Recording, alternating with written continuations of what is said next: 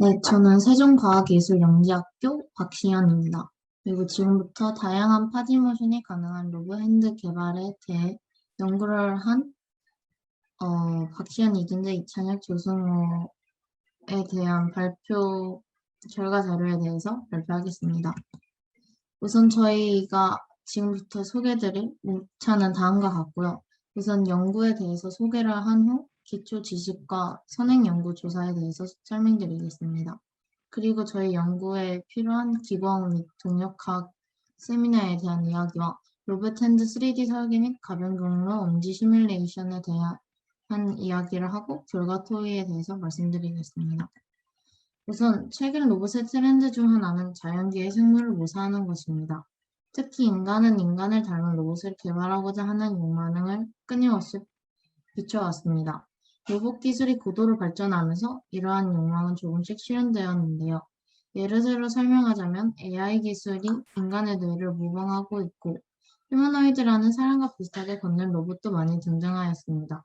또한 언더액추에이션이라는 근육을 모방한 기존의 교동 방식도 연구되어 왔으며 이러한 방식으로 로봇 팔, 로봇 핸드가 많이 개발되었는데요. 언더액추에이션이란 시스템의 실제 자유도보다 구동의 수가 적은 시스템을 말하고 바꿔 말하자면 적은 수의 구동기를 이용해 보다 많은 자유도를 가질 수 있는 시스템을 말합니다. 네, 그래서 기존의 로봇 핸드는 인간의 손과 외형적으로 비슷하지만 몇 가지 단점을 가지고 있습니다. 각 관절마다 모터를 사용하는 경우 여러 개의 모터를 사용을 하기 때문에 시스템이 복잡하고 충격에 약합니다. 반면 한 손가락에 하나의 모터를 사용하여 줄로 구동하는 언더액추에이션 로봇 핸드의 경우에는 충격을 어느 정도 흡수할 수 있지만 다양한 모션을 내기엔 어렵습니다. 그래서 저희는 본 연구를 통해 이러한 단점들을 극복하기 위해 언더액추에이션을 사용하면서 동력학 이론을 이용하여 엄지의 경로를 다양하게 바꿀 수 있도록 기존의 언더액추에이션 로봇 핸드보다 다양한 파지모션을 할 수 있는 로봇 핸드를 개발하고자 합니다. 그래서 저희가 연구를 통해서 얻고자 하는 점은 다음과 같은데요. 우선 기존의 로봇 핸드는 여러 개의 모터를 이용해 엄지손가락의 다양한 경로와 자연스러운 움직임을 구현하여 무게와 제작 비용이 많이 나왔지만 실을 감는 모터 하나만을 이용하여 엄지손가락의 다양한 경로와 자연스러운 움직임을 구현한다면 제작 비용과 무게를 줄이면서 다양한 파지모션을 가능케 할 수 있습니다. 그래서 본 연구를 통해 기존의 로봇 핸드의 장점은 유지하고 단점을 보완하여 다양한 파지모션을 구현하기 위해 엄지가 다양한 경로를 가질 수 있도록 하여 로봇을 디자인할 것입니다.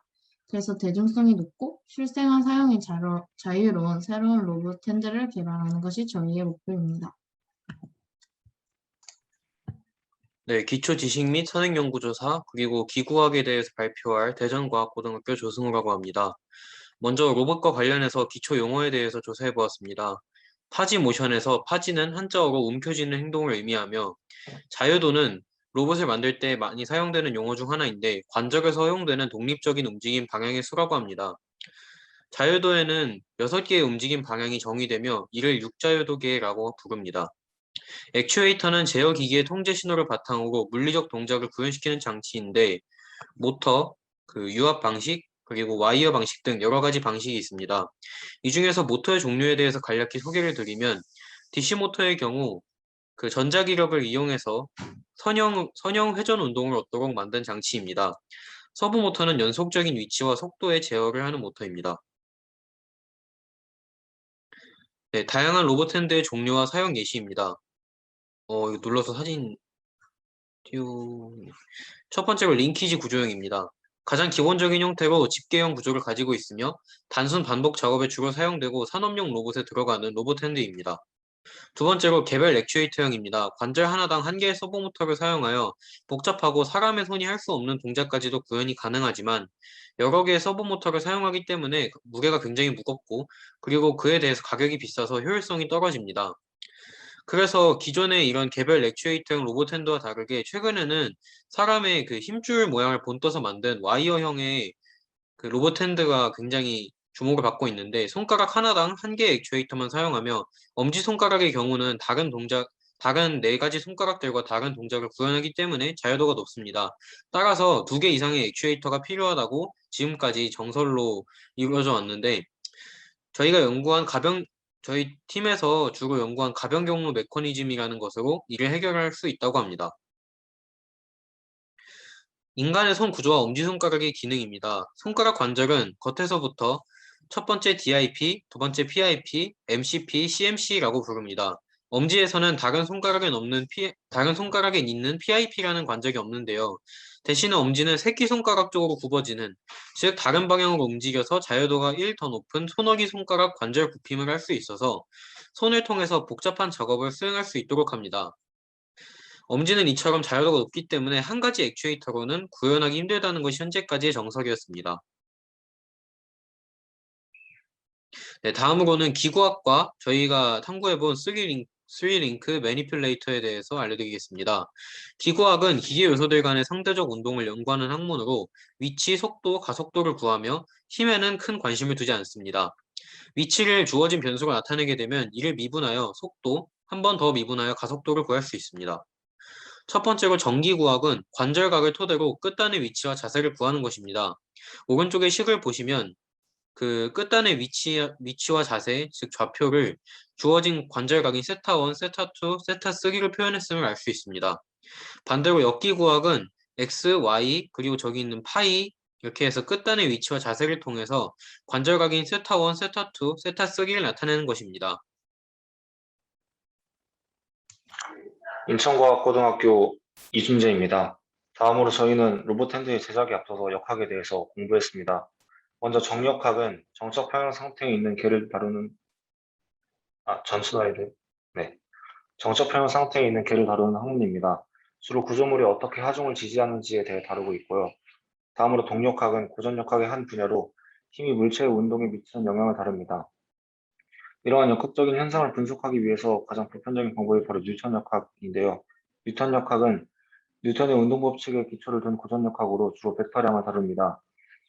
하지만 벡터량을 다루는 뉴턴역학의 특성상 다양한 상호작용이 있는 환경에서 운동을 분석하기가 까다로워집니다. 이러한 뉴턴역학의 단점을 보완할 수 있는 것이 바로 라그랑주 역학인데요. 라그랑주 역학은 에너지와 같은 스칼라량을 다루고 오른쪽에 보이시는 식이 보존계에서 성립하는 라그랑주 방정식입니다. 이러한 라그랑주 방정식을 이용하여 저희는 2가지 예제를 풀었는데 먼저 자윤학과 운동을 분석했습니다. 오른쪽에 보이시는 수식과 같은 방식으로 저희는 x를 시간에 대해 2번 미분한 것, 즉 가속도가 마이너스 g라는 결론을 얻어낼 수가 있었습니다. 다음 슬라이드. 네, 그 다음에 저희는 두 번째로 탄성진자에 대해 분석을 해보았는데요. 오른쪽에 보이시는 수식과 같은 방식으로 이제 맨 아래 보이시는 것과 같은 수식을 얻어냄으로써 탄성진자의 운동을 분석할 수가 있었습니다. 이러한 사전 연구를 바탕으로 저희는 인벤터를 이용하여 로봇 핸드를 직접 설계했습니다. 실제 손과 최대한 유사한 형태의 로봇 핸드를 구현하기 위해서 제 손을 기준으로 로봇 핸드의 치수를 계산을 했고 실제 관절의 가동 범위를 고려해서 관절과 관절 사이의 틈의 깊이를 설계했습니다. 또한 접촉 분석과 다이나믹 시뮬레이션을 이용해서 로봇 핸드가 원활하게 움직이는지 확인했습니다. 전 슬라이드 한 번만. 네, 그래서 왼쪽에 보이시는 손가락 그 사진과 같이 손가락을 손바닥과 분리해서 설계를 하고 그다음 구속 조건을 이용해서 로봇 손을 설계했습니다. 엄지 설계는 사람 손과 비슷한 사이즈로 설계를 했고 엄지 경로를 바꿀 수 있도록 설계했습니다. 그리고 관절을 회전 조인트로 구성해서 앞에 제작했던 로봇 손에다가 엄지손가락을 추가해서 최종적인 로봇 손의 형태를 만들 수 있었습니다. 이것은 다양한 파지 모션을 하고 있는 로봇 핸드의 모습입니다. 다음 슬라이드 넘어주세요. 그리고 저희는 이렇게 설계한 로봇 핸드의 엄지의 가변 경로를 라그랑주 역학을 이용해서 분석했습니다. 오른쪽에 보이시는 수식과 같은 방법으로 저희는 맨 아래 보이는 mx 더블 도트는 루트 x제곱 플러스 y제곱분의 kx 루트 x제곱 플러스 y제곱 마이너스 l은 f라는 식을 얻을 수가 있었고 이를 통해서 엄지 모션의 운동을 분석할 수가 있었습니다.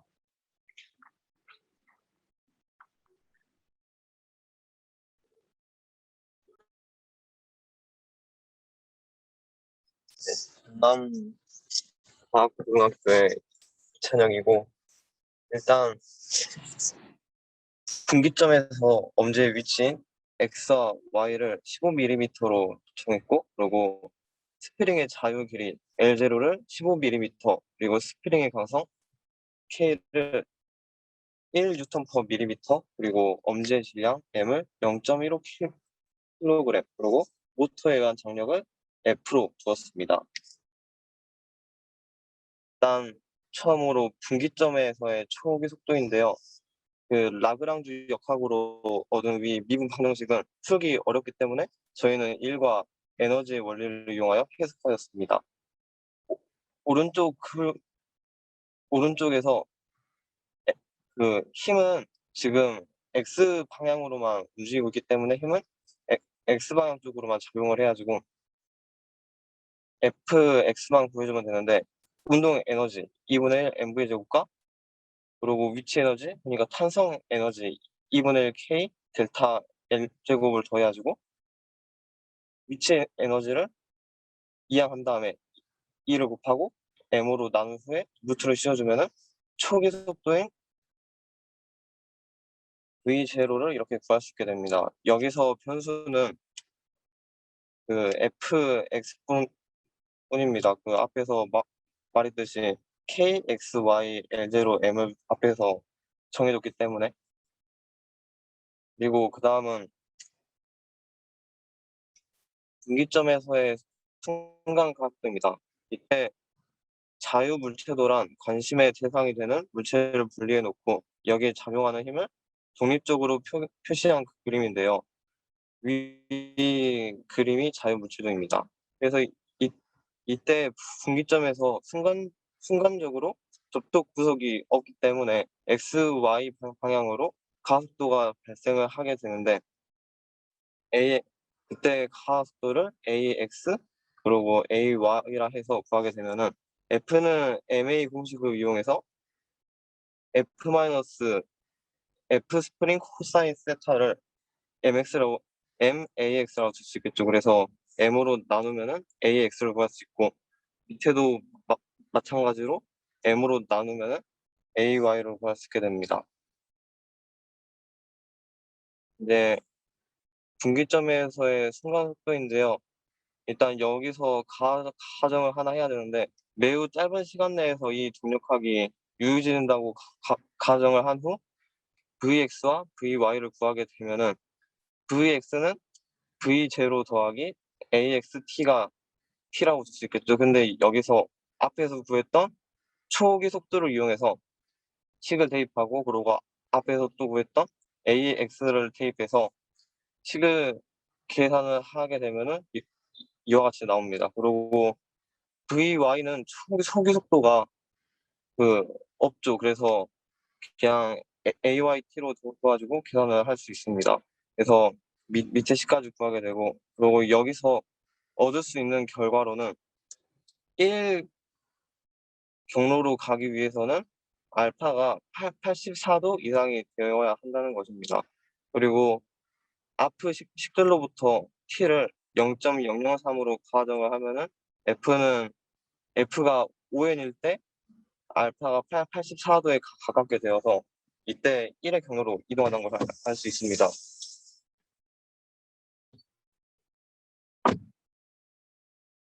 그 다음은 다이나믹 시뮬레이션을 이용해서 이렇게 시뮬레이션을 돌려봤는데, 일단 첫 번째 4n일 경우에 이거 영상 틀어주면은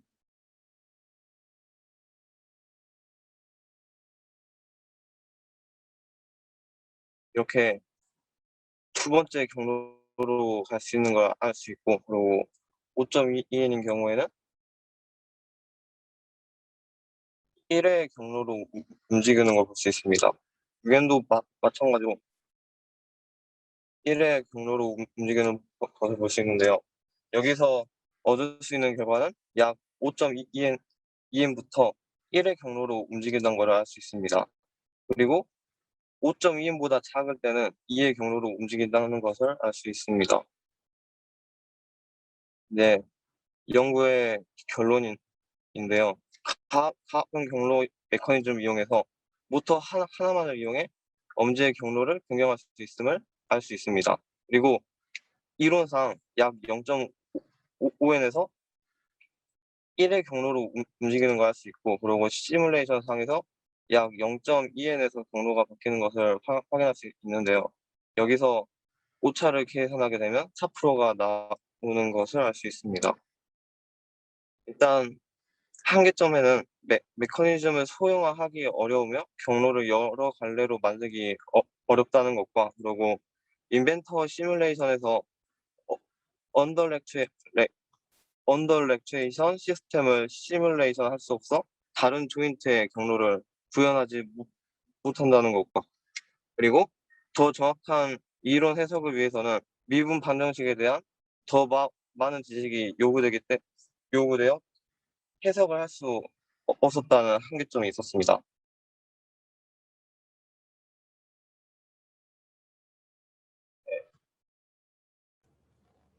네, 좋은 발표해주신 디지스트 8번 연구팀의 학생들에게 감사드립니다.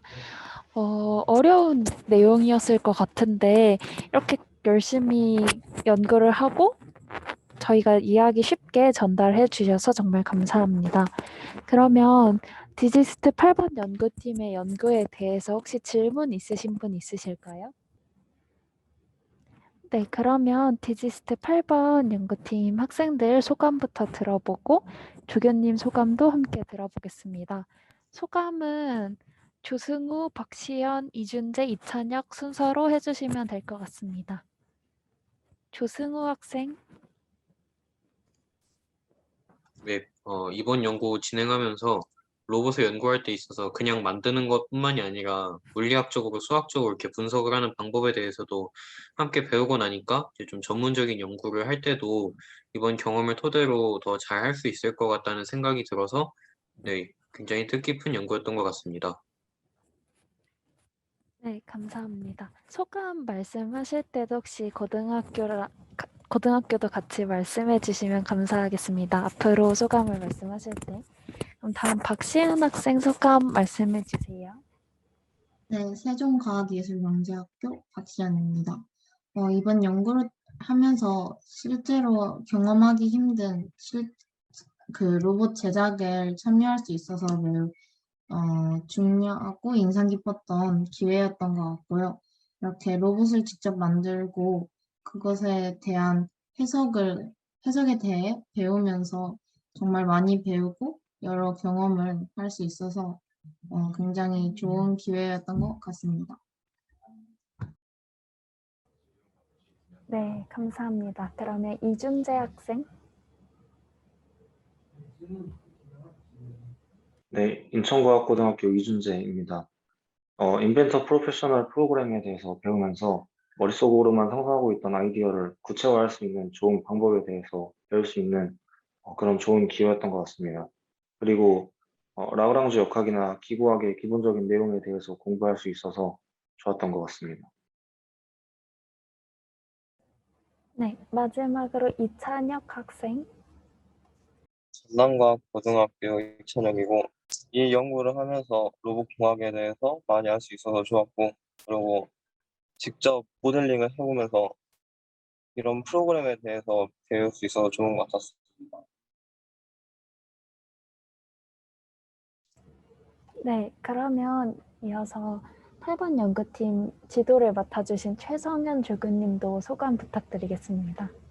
네, 저는 일단 학생들한테 이제 고맙다는 말을 먼저 해주고 싶은데, 이게 빡빡한 일정 잘 따라와줘서 고맙고, 저희는 사실 어떤 일정 계획 잡을 때 어떤 차질이 하나도 없었거든요. 학생들이 다 잘 따라와줬고, 시간 잘 내줘서 연구를 잘 진행해줘서 너무 고맙고, 아까 교수님께서 말씀해주신 대로 로봇이란 게 사실 이제 3D 설계뿐만 아니라 직접 제작을 해보고 구동을 함으로써 좀 더 성취감을 느끼고 발전을 할 수가 있는데, 이번에 코로나로 인해서 좀 그러지 못했다는 게 조금 아쉬운 부분이 있고, 대신 그만큼 이제 이론적인 부분을 좀 더 깊게 했던 것 같은데, 사실 학생들이 뭐 100% 이해는 못했겠지만 분명 좋은 경험이었을 거라 생각하고, 향후 이 경험을 바탕으로 좋은 연구원이 되기를 바라겠습니다. 네, 감사합니다.